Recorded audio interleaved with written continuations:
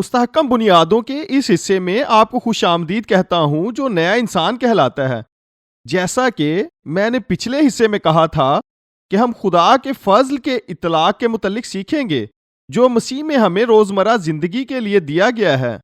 Police افسیوں کو نصیحت کرتے ہوئے کہتا ہے کہ جس بلاوے سے تم بلائے گئے تھے اس کے لائق چال چلو۔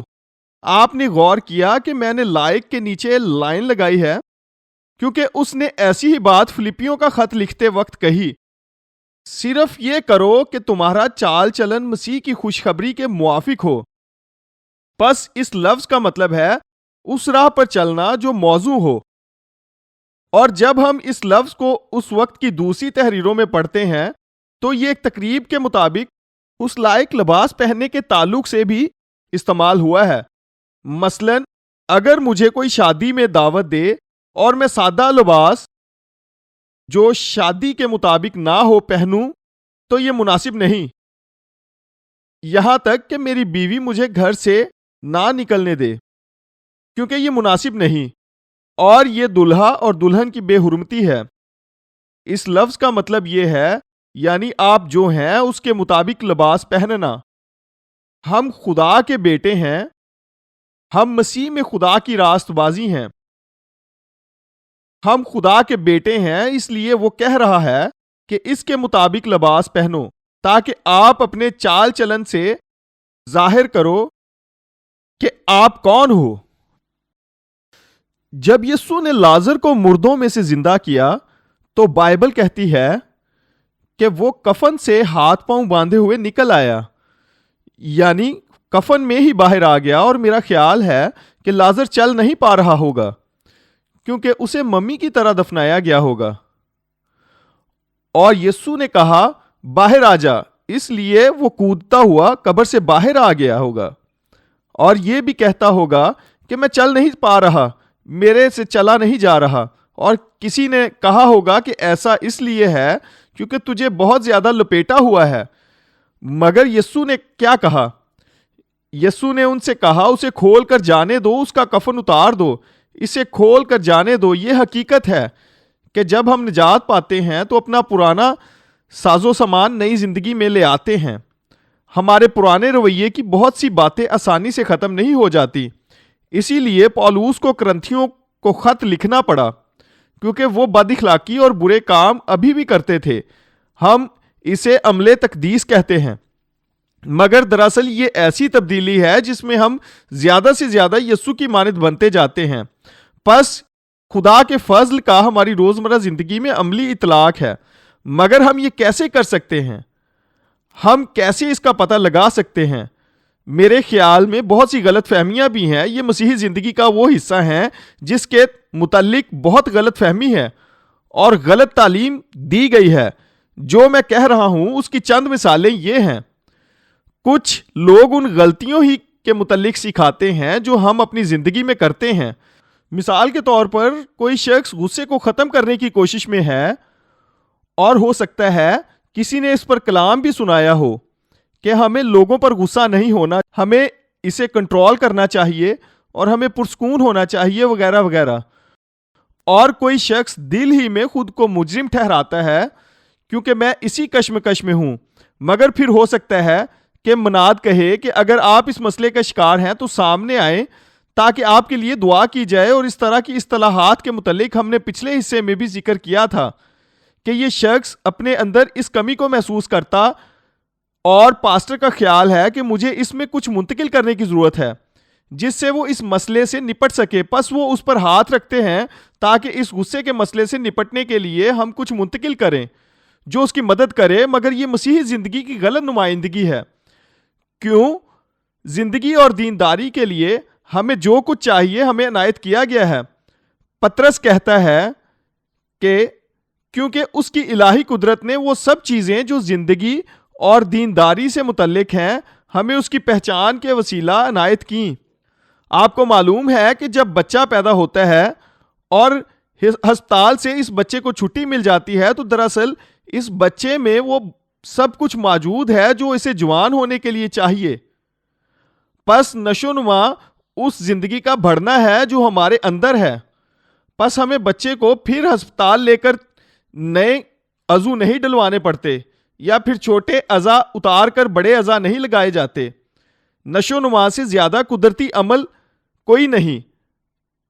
نشو و نما ہماری زندگی کی وہ واحد بڑھوتری ہے جو ہم میں پہلے سے موجود ہوتی ہے، اور جب ہم اپنی روحانی زندگی پر غور کرتے ہیں تو ہمیں اپنے اندر نقص نظر آنے لگ جاتے ہیں، اور پھر جب ہمیں اپنے اندر کوئی کمی نظر آتی ہے تو ہم لوگوں کے پاس جاتے ہیں اور زندگی کی مشکلات سے نپٹنے کے لیے ہم کہتے ہیں کہ میرے اندر یہ پرزہ لگا دو یا مجھے ایسا بنا دو۔ مگر یہ غیر بائبلی طریقہ ہے، اور کچھ لوگ تو مذہب پرستی کی بھی تعلیم دیتے ہیں کہ پاکیزگی اعمال سے حاصل کی جاتی ہے۔ وہ کہتے ہیں کہ پاکیزگی حاصل کرنے کی کوشش میں رہیں۔ ہو سکتا ہے آپ یہ سوچتے ہوں کہ میں رویے میں بہتری لانے کے متعلق بات کر رہا ہوں۔ دراصل لوگ ایسا سوچتے ہیں کہ وہ اپنے جسم کو اس طرح سدھار سکتے ہیں جس سے ہمارا رویہ موزوں ہو جائے گا۔ بہت کام اور محنت کرنے سے ہمارے جسم میں بہتری آ سکتی ہے، لیکن ایسا نہیں ہو سکتا۔ پولس کہتا ہے میرے جسم میں کوئی نیکی بسی ہوئی نہیں۔ میرا جسم جو ابھی ہے یہ تب بھی ویسا تھا جب میں نے نجات پائی تھی۔ یہ بہتر نہیں ہوا، یہ 1 انچ بھی نہیں بدلا، کیونکہ یہ نہیں بدل سکتا۔ یہ تب بھی ویسا تھا جب میں غیر ایماندار تھا، جب میں خدا سے جدا تھا، مگر خدا کا میری نشو و نما کے لیے فرق طریقہ ہے، اور وہ طریقہ روح ہے، نہ کہ جسم میں بہتری لے کر آنا۔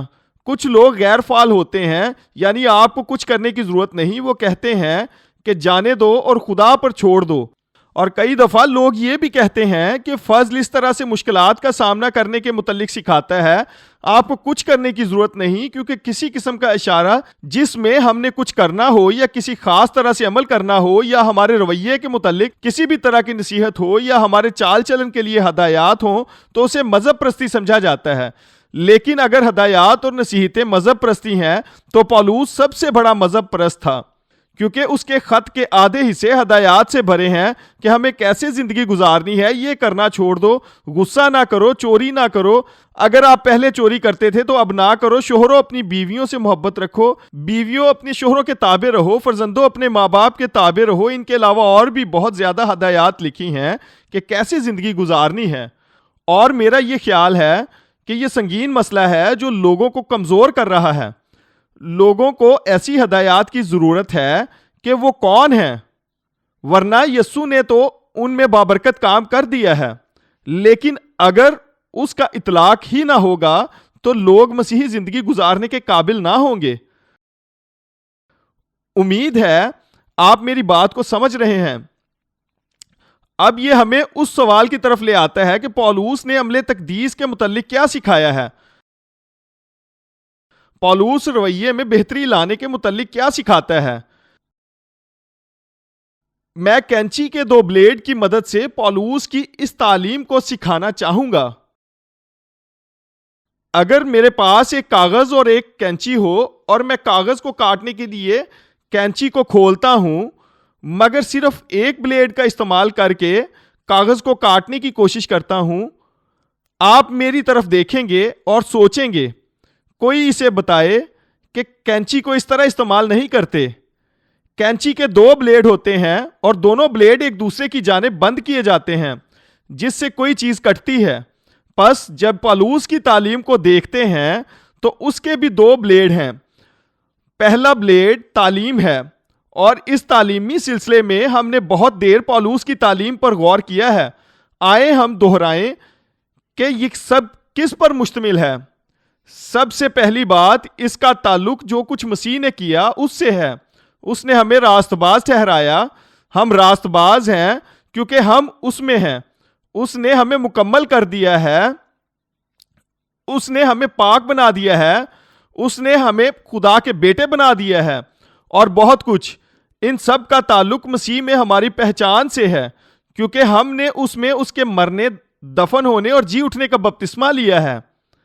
اب ہم پہلے جیسے نہیں رہے، بلکہ اب ہم نئی مخلوق ہیں۔ ہم ان سب چیزوں کی طرف دوبارہ واپس نہیں جائیں گے۔ بس ہم نے ان سب باتوں کے متعلق پچھلے حصوں میں سیکھا تھا۔ اس تعلیمی حصے میں جو کچھ اس نے دے دیا ہے وہ بھی شامل ہے، اور یہ اہم ہے، اس نے نہ صرف ہمارے لیے بہت کچھ کیا بلکہ اس نے ہمیں بہت کچھ دیا بھی ہے.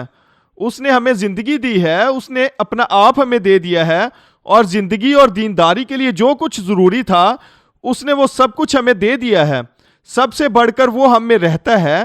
یہ کیوں اہم ہے؟ جب بھی ہم ایسی نصیحت پڑھیں کہ ہم کیا ہیں, اس کے متعلق ہم آگے چل کر بھی سیکھیں گے. اور جب ہم کلام میں ایسی نصیحت پڑھیں تو ہمیں خود کو یاد دلانے کی ضرورت ہے جو کچھ خدا ہم سے کرنے کو کہہ رہا ہے دراصل وہ اس نے پہلے سے ہمیں دے دیا ہے.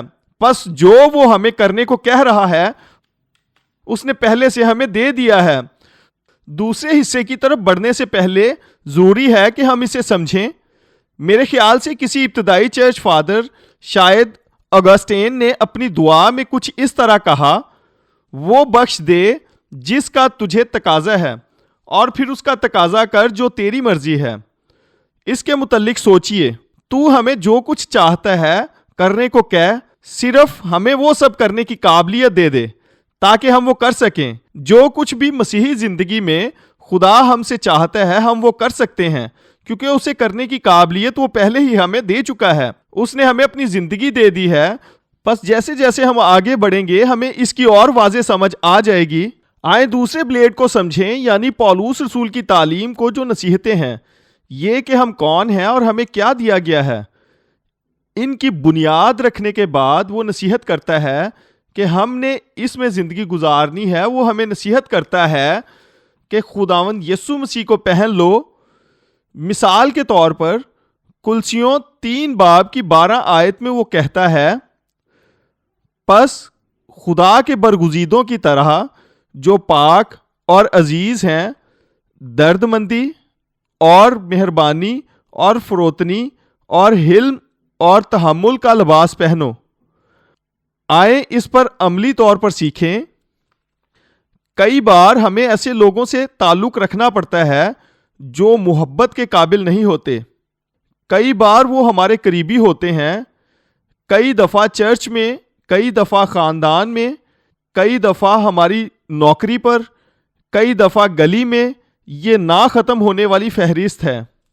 ہمیں ایسے لوگوں سے بھی تعلق رکھنا پڑتا ہے جو محبت کے لائق نہیں, اور جیسا میں اکثر کہتا ہوں مجھے ایسے لوگ بالکل بھی پسند نہیں. میں آپ کے ساتھ سچ بولنا چاہتا ہوں, مجھے ان سے محبت کرنے میں کوئی مسئلہ نہیں, مگر یہ سچ ہے کہ میرے جسم میں کوئی نیکی نہیں بسی. کیا میں مذاق کر رہا ہوں کہ میں ان سے محبت نہیں کر سکتا جو محبت کے لائق نہیں؟ میں ان سے تنگ آ جاتا ہوں, مجھے ان سے بے چینی ہوتی ہے. اور یہ جھوٹ ہوگا اگر میں کہوں کہ میں ان سے پیار کر سکتا ہوں. میں نہیں کر سکتا. مگر یہاں ایک سوال ہے, کیا یسوع نے ان لوگوں سے محبت کی جو محبت کے لائق نہ تھے؟ ہاں اس نے کی. اس نے مجھ سے محبت کی جب میں اس کا دشمن تھا. مسیح میرے لیے موا. کوئی شخص اس سے زیادہ محبت نہیں کر سکتا. ہم اسے برا کہتے تھے, مگر کیا اب یسوع ہمارے اندر رہتا ہے؟ ہاں وہ رہتا ہے. اسی لیے پولوس کہتا ہے, میں جو اب جسم میں زندگی گزارتا ہوں تو خدا کے بیٹے پر ایمان لانے سے گزارتا ہوں. بس یہ میری محبت نہیں ہے اس شخص کے لیے جو محبت کے لائق نہیں, بلکہ یہ اس کی محبت ہے جو مجھ میں زندہ ہے. میں یہ کہہ رہا ہوں کہ اس نے ہمیں اپنی زندگی دے دی. جو کچھ خدا ہم سے کرنے کو چاہتا ہے وہ کرنے کی قابلیت ہمیں دے دی گئی ہے. آپ میرا اینی سے ان چند مسائل کے متعلق پوچھ سکتے ہیں جو ہماری ازدواجی زندگی میں تھیں, اور ان میں سے ایک میری بے صبری تھی. میں ایک بے صبرا انسان تھا, اور خاص طور پر جب گاڑی چلاتے ہوئے ہم کسی ٹرک کے پیچھے پھنس جائیں تو پھر گاڑی سے زیادہ دھواں میرے کانوں سے نکلنے لگ جاتا تھا. میری ساری تقدیس کھڑکی سے باہر نکل جاتی تھی. لہٰذا میرے اندر ان سب کے لیے صبر نہ تھا. میرا جسم تبدیل نہ ہوا تھا, میں ابھی بھی ویسا ہی تھا. مجھے ابھی بھی اس ٹرک کے پیچھے پھنس کر ویسا ہی محسوس ہوتا تھا. مگر کیا یسوع صابر ہے؟ ہاں بالکل.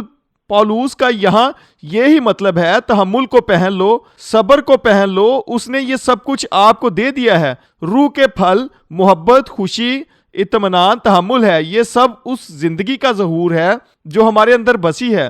یہ نئی زندگی جو اس نے ہمیں دی ہے. پس پولوس ہمیں اپنے خطوط میں نئی زندگی پہننے کی نصیحت کرتا ہے. اب ہم چند آیات کا مطالعہ کریں گے جن کو غلط بیان کیا جاتا ہے.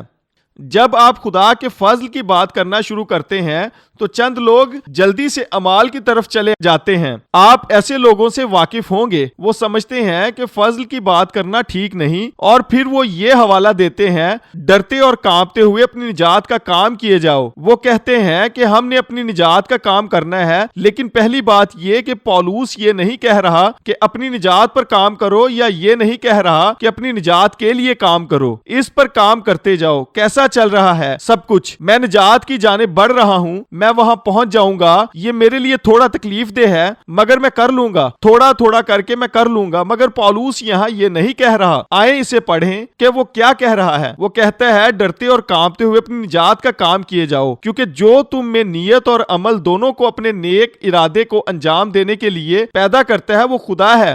لہٰذا ہم صرف وہی کام باہر کر سکتے ہیں جو خدا نے ہمارے اندر کیا ہے، اسی لیے ہم وہ کام باہر کرتے ہیں کیونکہ اس نے ہمارے اندر پہلے سے کر دیا ہے۔ وہ سب کچھ جو زندگی اور دینداری کے لیے ضروری ہے وہ ہمارے اندر موجود ہے، کیونکہ وہ خود ہمارے اندر رہتا ہے۔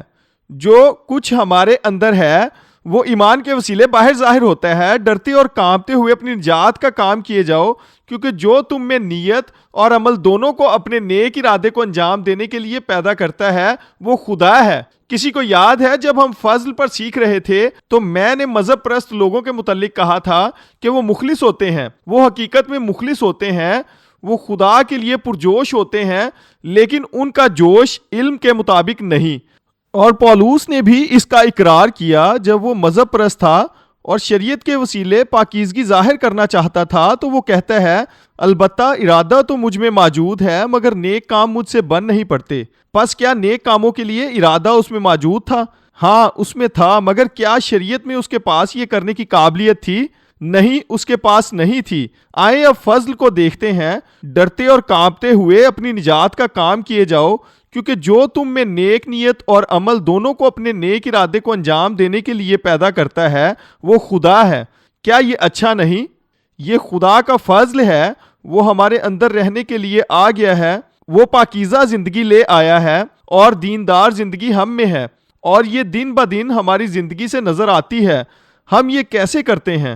ہم اسے ایمان سے کرتے ہیں۔ جیسا کہ میں نے پہلے کہا، پولس کہتا ہے جو اب جسم میں زندگی گزارتا ہوں تو خدا کے بیٹے پر ایمان لانے سے گزارتا ہوں، جس نے مجھ سے محبت رکھی اور اپنے آپ کو میرے لیے موت کے حوالے کر دیا۔ راست باز ایمان سے جیتا رہے گا۔ پس جب ہم خداوند یسوع مسیح کو پہن لیتے ہیں تو پھر جسم کی خواہشوں کی تدبیریں نہیں دیتے۔ میں سمجھتا ہوں یہ بڑی اہم بات ہے۔ مجھے اسے سمجھنے میں کئی سال لگے، کیونکہ جب پاکیزگی کی بات ہوتی ہے تو لوگوں کا دھیان کس پر جاتا ہے؟ گناہ پر، اور آپ جس پر زیادہ دھیان دیتے ہیں وہ زیادہ زوراور ہو جاتا ہے۔ ہم بہت زیادہ وقت ان چیزوں کے متعلق سوچتے رہتے ہیں جن سے ہم زندگی میں خوش نہیں، اور ان کا مقابلہ کرنا چاہتے ہیں، ان پر غالب آنا چاہتے ہیں۔ یہ ایسے ہی ہے کہ آپ جم جائیں اور ورزش کریں، پس آپ کے وہ حصے زیادہ مضبوط ہو جائیں گے جن کی آپ زیادہ ورزش کرو گے۔ کسی چیز پر جتنا زیادہ آپ دھیان دو گے وہ چیز اتنی زیادہ مضبوط ہوتی جائے گی۔ ہم نے دیکھا یہ شریعت کا اصول ہے۔ شریعت آنے سے پہلے گناہ مردہ تھا، پر جب شریعت آئی تو ہمارا دھیان شریعت پر ہو گیا کہ ہمیں یہ نہیں کرنا، ہمیں وہ نہیں کرنا، اور ہم نے ایسا نہ کرنے کے لیے اور زیادہ کوششیں شروع کر دیں مگر ناکام رہے، کیونکہ گناہ کا زور شریعت ہے۔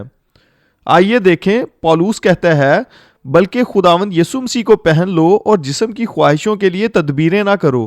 اس کا کیا مطلب ہے؟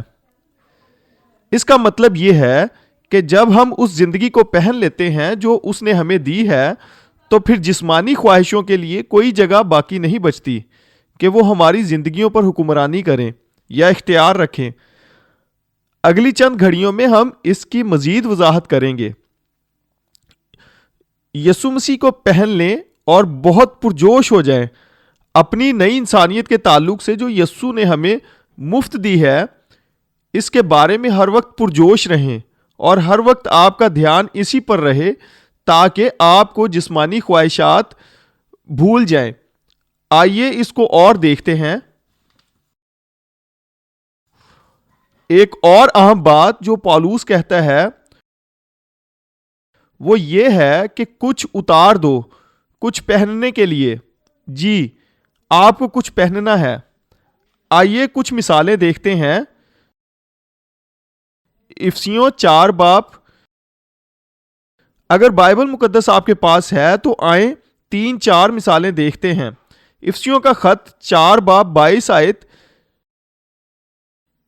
کہ تم اپنے اگلے چال چلن کی اس پرانی انسانیت کو اتار ڈالو جو فریب کی شہوتوں کے سبب سے خراب ہوتی جاتی ہے.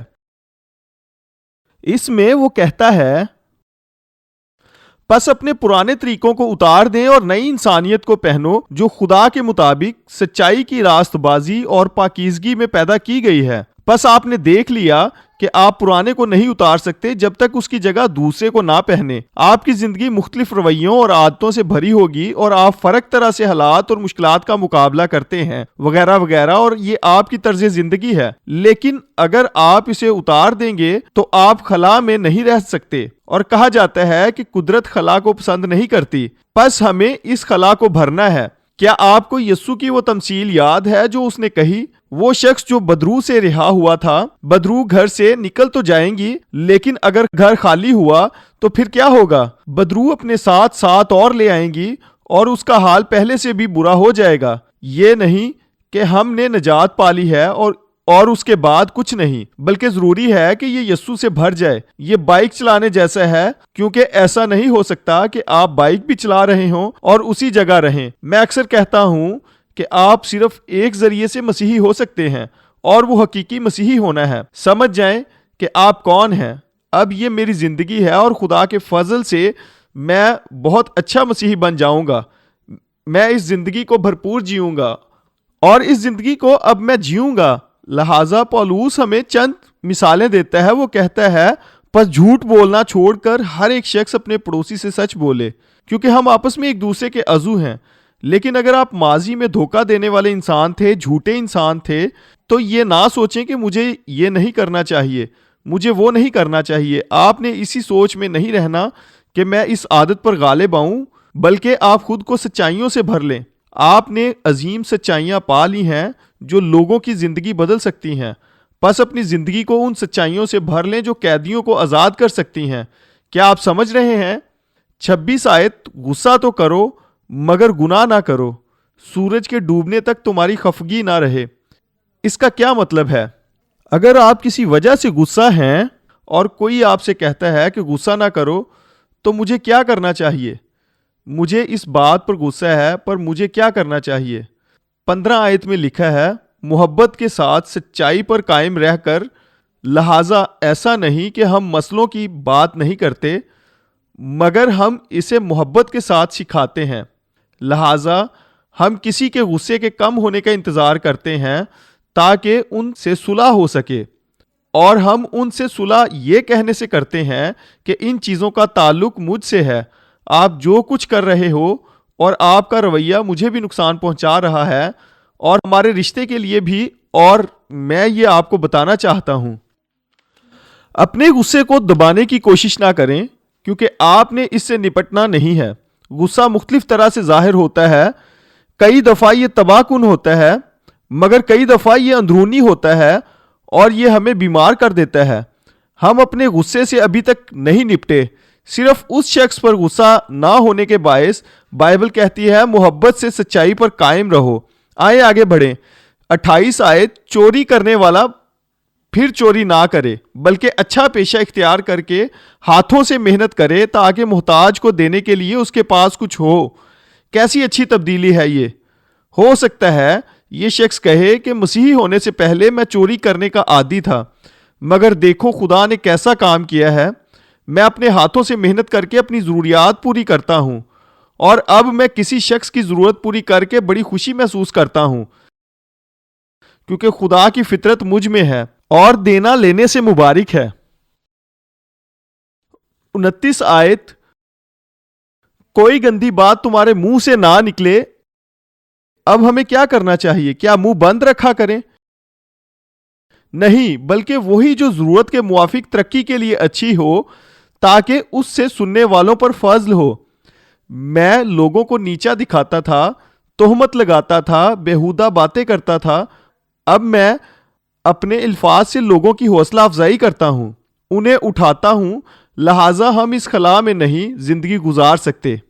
ہم پرانے کی جگہ نئے کو لے آتے ہیں اور ہم پرانے پر غور نہیں کرتے کیونکہ یہ صحیح طریقہ نہیں، بلکہ ہم نئے پر غور کرتے ہیں۔ آئیں آگے بڑھیں۔ اس آیت کو سمجھنے میں مجھے کافی وقت لگا کہ ہمارا دھیان جسم کو صحیح کرنے کی طرف نہیں ہونا چاہیے بلکہ روح میں چلنے کی طرف ہونا چاہیے۔ لکھا ہے، مگر یہ کہتا ہوں کہ روح کے موافق چلو تو جسم کی خواہش کو ہرگز پورا نہ کرو گے۔ کیا آپ جانتے ہیں کہ میں اس آیت کو کیسے پڑھتا تھا؟ جسم کی خواہش کو پورا نہ کرو، کیا پولوس یہ کہہ رہا ہے؟ نہیں، وہ یہ نہیں کہہ رہا۔ یہاں تک کہ میں نے تعلیمی سلسلہ تیار کیا تھا کہ ہم اپنے جسم پر کیسے غالب آ سکتے ہیں۔ اور کیا آپ نے پولوس کے جسم کی مختلف اقسام کی فہرست کو گلتیوں 5 باب میں پڑھا ہے؟ شاید 12، 14 یا 18 ہوں۔ میں نے کئی ہفتے اس بات پر کلام سنایا کہ جسم کی شہوت زناکاری ہے۔ پورا کلام زناکاری پر، جسم کی شہوت غصہ ہے۔ پورا کلام اس پر 18 ہفتوں تک سناتا رہا، اور پھر ایک ہفتے مجھے یاد ہے ایک خاتون میرے پاس آئی اور کہنے لگی کہ ہم آج کیا کر رہے ہیں؟ صرف جھوٹ بول رہے ہیں، اب اور جسم کی بات نہیں۔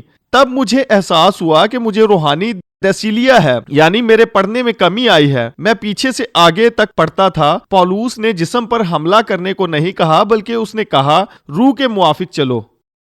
اگر روح کے موافق چلو گے تو جسم کی خواہش کو ہرگز پورا نہ کرو گے۔ ایک ہی وقت میں ہم دوزخ میں زندگی نہیں گزار سکتے۔ 2 راستوں پر ہم ایک ہی وقت نہیں چل سکتے۔ آپ 2 کام ایک ہی وقت میں نہیں کر سکتے۔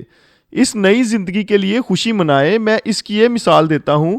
مثال کے طور پر میں ایک نئی شرٹ لینا چاہتا ہوں تو میں دکان پر جاؤں گا، تو میں ریک پر جاؤں گا اور شرٹ دیکھوں گا اور سوچوں گا واہ مجھے یہ شرٹ بہت پسند ہے، اور میں کمرے میں جا کر اسے پہن کر دیکھوں گا، اور پھر جب واپس اسے لٹکاؤں گا تو شیشے میں دیکھوں گا اور اپنی پرانی شرٹ پر غور کروں گا جو میں نے پہنی ہے۔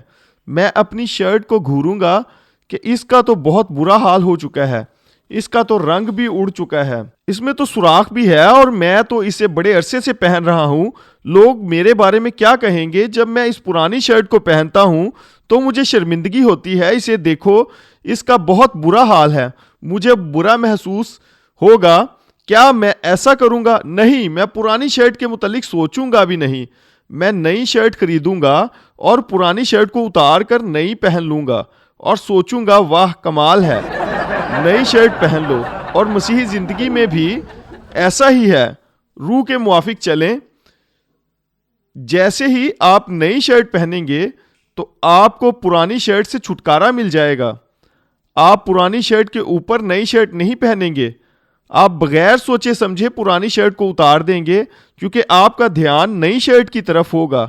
آئیں ایک اور آیت پر غور کریں جس پر پچھلے حصے میں بھی ہم نے سیکھا تھا۔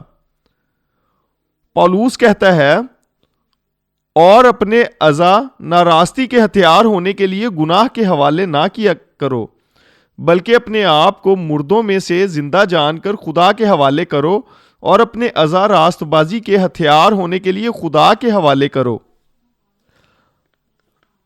آپ اپنے جسم کے اعضاء کو جو آپ کے جسم کا حصہ ہیں ایک ہی وقت میں گناہ اور راست بازی کے لیے استعمال نہیں کر سکتے۔ آپ اپنی زبان کو ایک ہی وقت میں بدگوئی کرنے کے لیے اور خدا کا کلام سنانے کے لیے استعمال نہیں کر سکتے۔ پس میں اپنی زبان کو لوگوں کی بہتری کے لیے، لوگوں کو سچائی بتانے کے لیے، لوگوں تک زندگی پہنچانے کے لیے، امید پہنچانے کے لیے استعمال کروں گا۔ میں اپنے وقت کو یہ سوچنے میں ضائع نہیں کروں گا کہ آج مجھے کسی کی بدگوئی نہیں کرنی چاہیے، آج مجھے جھوٹ نہیں بولنا چاہیے وغیرہ۔ جتنا آپ اس بات پر سوچیں گے مجھے فلاں کام نہیں کرنا چاہیے، اتنا ہی وہ کام آپ سے ہوتا رہے گا۔ آئیے اپنی نئی زندگی کے بارے میں پرجوش ہو جائیں اور یسوع مسیح کو پہن لیں۔ اس طرح سے آپ جسم کی خواہشوں کو پورا نہیں کریں گے۔ اس طرح سے ہم روح القدس کی قدرت کے وسیلے سے خدا کی فرما برداری کر سکیں گے۔ پولوس رومیو 8 باب 13 آیت میں کہتا ہے، کیونکہ اگر تم جسم کے مطابق زندگی گزارو گے تو ضرور مرو گے، اور اگر روح سے بدن کے کاموں کو نیست و نابود کرو گے تو جیتے رہو گے۔ جی، کس طرح سے آپ جسم کے کاموں کو نیست و نابود کریں گے؟ روح کے وسیلے سے، نئی زندگی میں چلنے کے وسیلے سے جو خدا نے آپ کو دی ہے۔ پہلے میں سوچا کرتا تھا کہ شاید اس کا مطلب جسم کے کاموں کے ساتھ جنگ کرنا، گناہ کے خلاف جنگ کرنا، مگر ایسا نہیں، اس کا مطلب روح کی ہدایت سے چلنا ہے۔ اس طرح سے میں جسم کی خواہشوں کو نیست و نابود کرتا ہوں اور ان کے لیے کوئی موقع اور جگہ باقی نہیں بچتی، کیونکہ میں نئی زندگی کے نئے پن کے وسیلے سے جو مسیح یسوع میں ہے ان پر غلبہ پاتا ہوں۔ آمین، آمین۔